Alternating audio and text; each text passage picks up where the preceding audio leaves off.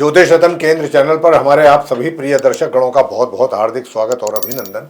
प्रिय साथियों, मैं हूं आचार्य पंडित सर्वदानंद शर्मा। मेरी ओर से भी हमारे आप सभी प्रिय दर्शक गणों को बहुत बहुत प्यार भरा नमस्कार। तो साथियों, आज करेंगे चर्चा आपके साथ आपके अपने मासिक राशिफल के विषय में, यानी कि मंथली राशिफल, जो कि दिसंबर 2025 का है।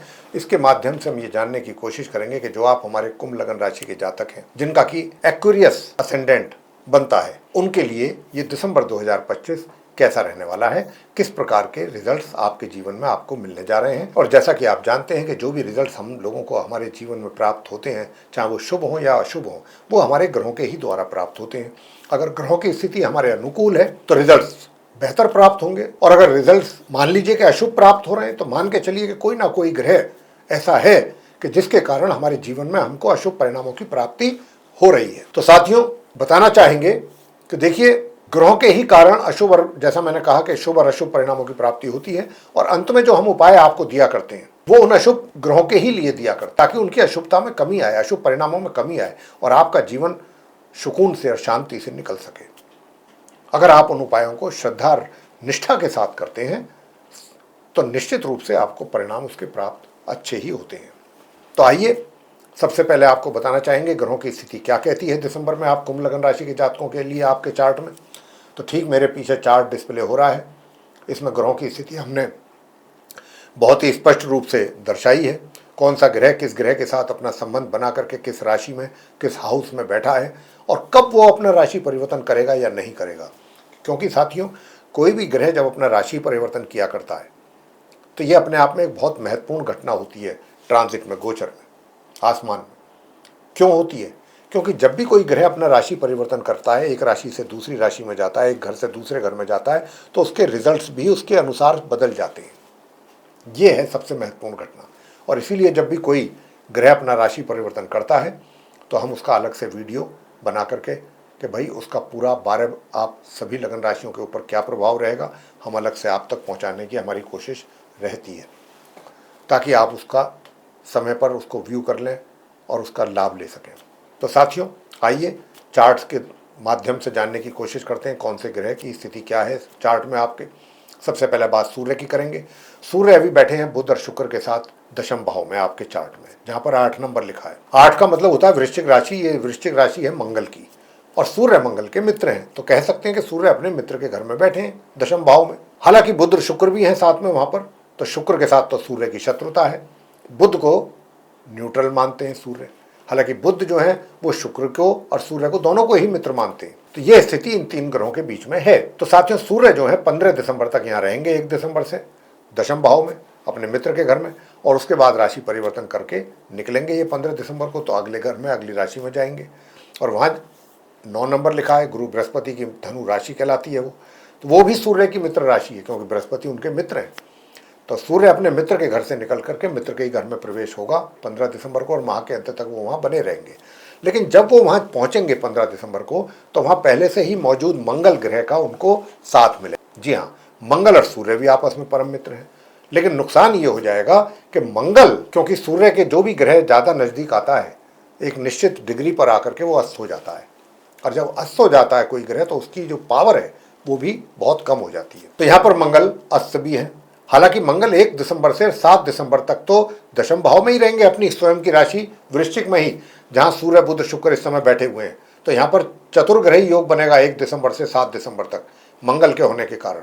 और मंगल 7 दिसंबर को मार्गी और अस्त अवस्था में अपना राशि परिवर्तन करते हुए निकलेंगे और जाएंगे धनु राशि में, अगले घर में, एकादश भाव में, और फिर माह के अंत तक बने रहेंगे। और 15 दिसंबर से सूर्य के साथ भी उनका संबंध बनेगा माह के अंत तक। आगे बात करेंगे शुक्र की। अभी शुक्र को आप बैठा हुआ देख रहे हैं वृश्चिक राशि में दशम भाव में सूर्य बुध के साथ। तो शुक्र जो है 1 दिसंबर से ही बने हुए हैं, इस माह के आरंभ से ही 20 दिसंबर तक ये रहेंगे यहाँ। लेकिन जब ये 20 दिसंबर को अपना राशि परिवर्तन करेंगे, यहाँ से निकल करके अगले घर में जाएंगे, अगली राशि में जाएंगे, तो ये मार्गी और अस्त अवस्था में होंगे। जी हाँ, मतलब मंगल और शुक्र दोनों अस्त अवस्था में, दोनों की स्थिति कमजोर है। तो शुक्र जो है अपनी समराशि में पहुंचेंगे, वहाँ समराशि से निकल करके, और फिर 20 तारीख से माह के अंत तक वहाँ बने रहेंगे। वहाँ इनको मिलेगा इनके शत्रु ग्रह सूर्य का साथ और सम ग्रह मंगल का साथ। अब रहते हैं बुध।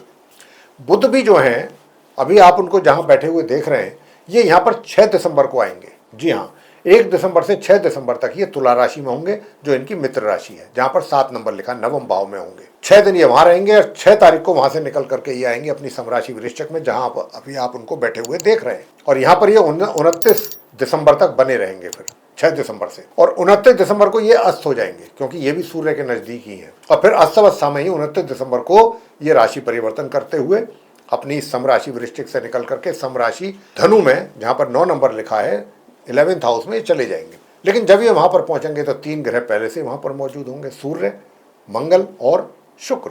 तो ये चतुर्ग्रही योग वहां पर बनेगा। उसके परिणाम भी क्या निकल करके आएंगे वो आपसे हम आगे बात करेंगे। बात करते हैं आगे राहु की।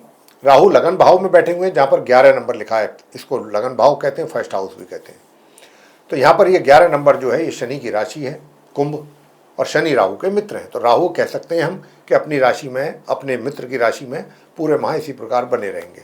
बात आगे शनिदेव की हो जाए। शनिदेव जो वहाँ पर बैठे हैं वो सेकंड हाउस है, द्वितीय भाव, और 12 नंबर लिखा हुआ है। उसका मतलब हो गया मीन राशि। मीन राशि के लॉर्ड हैं बृहस्पति।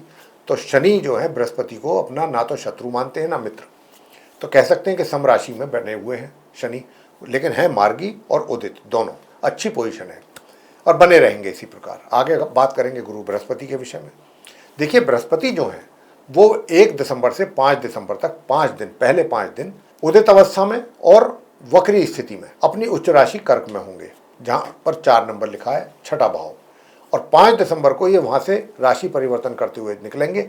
निकल करके ये सिंह राशि में नहीं जाएंगे, अगले घर में नहीं जाएंगे, ये जाएंगे अपने घर से पिछले घर में। क्यों जाएंगे? क्योंकि उल्टी चाल चल रहे हैं। जब भी कोई ग्रह उल्टी चाल चल रहा होता है और फिर वो अपना राशि परिवर्तन करता है तो वो कभी आगे के घर में नहीं जाता, वो हमेशा पीछे वाले घर में जाता है। तो यहाँ पर बृहस्पति इसीलिए मिथुन राशि में जा रहे हैं, जहाँ पर 3 नंबर लिखा है, पंचम भाव में, जहाँ से वो आए थे कर्क राशि में।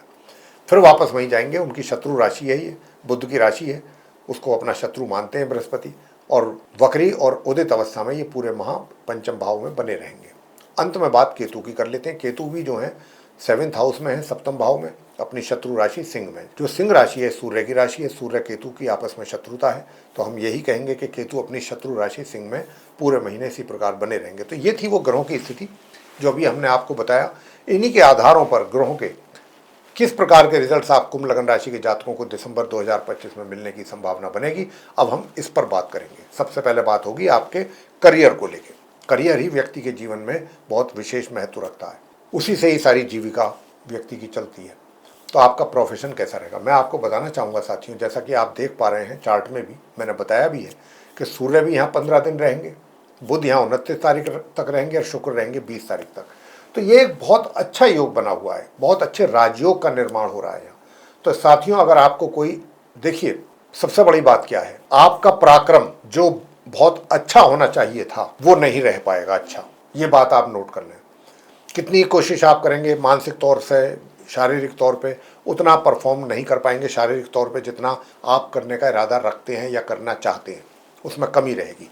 अब क्योंकि पराक्रम में कमी रहेगी तो चीज़ें कुछ कहीं ना कहीं बिगड़ने की भी संभावना रहेगी, या कुछ कह सकते हैं कि आपके लिए थोड़ा टफ टाइम भी आएगा, थोड़ी चुनौतियां कह सकते हैं, थोड़ी परेशानियां या कठिनाइयां। लेकिन एक बात बहुत अच्छी है, इस राजयोग के कारण वो सारी चीज़ें तो जो हमने बताई वो तो होंगी समय समय पर, लेकिन आप उन सारी चीज़ों को बहुत बढ़िया तरीके से मैनेज कर लेंगे, बहुत अच्छे ढंग से, सक्सेसफुल तरीके से। और यही आपका अचीवमेंट, और यही आपके सीनियर्स होंगे उनको या आपके बॉस को प्रभावित करेगा। और चाहे आप व्यापार भी कर रहे हैं, व्यापार में भी आप बिगड़ती हुई चीज़ों को कैसे मैनेज करना है, संभालना है, ये आप बेहतर तरीके से कर पाएंगे। कोई आपसे सीखे इस दिसंबर के महीने में, तो चीज़ों को आप, बिगड़ती हुई चीज़ों को संभाल लेंगे, चीज़ों को ट्रैक पे ले आएंगे।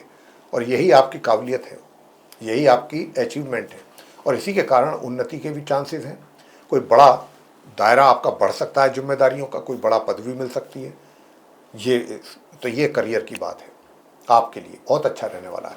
बात कर लेते हैं कि भाई इनकम आपको पूरे माह बराबर होती रहेगी। वो एक अलग बात है, थोड़ी बहुत उसमें बीच में कभी रुकावट आ गई या कुछ हो गया, थोड़ा मित्रों से दूरी बना करके जरूर रखें, मित्रों से सावधान रहें, क्योंकि मित्र जो हैं आपको कहीं ना कहीं उनके साथ आपके मतभेद पैदा हो सकते हैं। वैसे इनकम स्थिति अच्छी है, इनकम होती रहेगी आपके लिए। तो यहाँ पर भाग्य का भी साथ आपको मिल रहा है, लेकिन पूरा इतना नहीं, भाग्य के साथ भी थोड़ा सा आपको लड़ना पड़ेगा। तब जाकर के चीज़ें थोड़ी अच्छी होंगी। लेकिन चीज़ें कुछ अच्छी हैं, बेहतर हैं, कुछ चीज़ों में कमी है ग्रहों के कारण। तो चीज़ों को मैनेज, बार बार यही कह रहा हूँ कि आप मैनेज कर लेंगे। बात कर लेते हैं अब सेविंग्स की। सेविंग्स भी आपकी शनई शनई ग्रेजुअली अगर आप प्लानिंग करके करेंगे तो होती रहेगी। आगे बात करते हैं सुख सुविधाओं की। तो सुख सुविधाओं का आनंद आप लेंगे तकरीबन माह के उत्तरार्ध तक पूरी तरह से। वैसे भी सुख सुविधाएं उपलब्ध रहेंगी आपके लिए। कोई वाहन भी खरीद सकते हैं आप अपने लिए। आगे बात करते हैं प्रेम संबंधों को लेकर के। तो भाई प्रेम संबंधों की जहाँ तक बात है, अगर आपके प्रेम संबंध चल रहे हैं तो ये वो समय है कि जब विवाह का भी योग बना हुआ है इस दिसंबर के महीने में आपके लिए। और ये योग बनेगा 1 दिसंबर से 15 दिसंबर तक, फिर बनेगा 29 दिसंबर से दूसरा योग दोबारा। तो इसमें आप शादी विवाह कर सकते हैं अगर आपकी कोई प्लानिंग है करने की। और आपका अपना प्रेम संबंध भी काफ़ी अच्छा चलता रहेगा। बीच बीच में थोड़ी बहुत समस्याएं भी आती रहेंगी, लेकिन चीज़ें मैनेजेबल होंगी, आप उनको इजीली मैनेज करते रहेंगे और चीज़ें शनई शनई धीरे धीरे ग्रेजुअली चलती रहेंगी आगे। प्रेम संबंधों में वैवाहिक जीवन की बात करें तो वैवाहिक जीवन में जरूर परिस्थितियां प्रतिकूल दिखाई पड़ती हैं। सबसे पहले तो आपको थोड़ा सा अपनी पॉजिटिव सोच रखनी है अपने स्पाउस के प्रति, अगर आप चाहते हैं कि वैवाहिक जीवन में सुख शांति बनी रहे।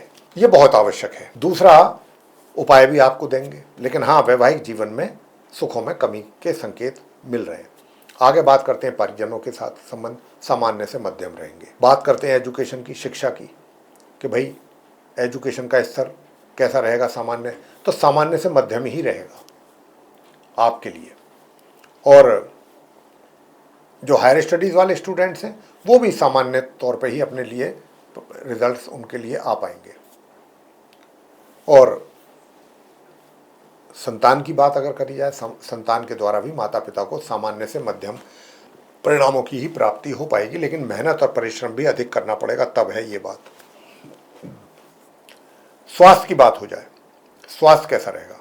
स्वास्थ्य भी आपका मिला जुला रहेगा, लेकिन विशेष परेशानी की कोई आवश्यकता नहीं है यहाँ पर परेशान होने की, टेंशन लेने की।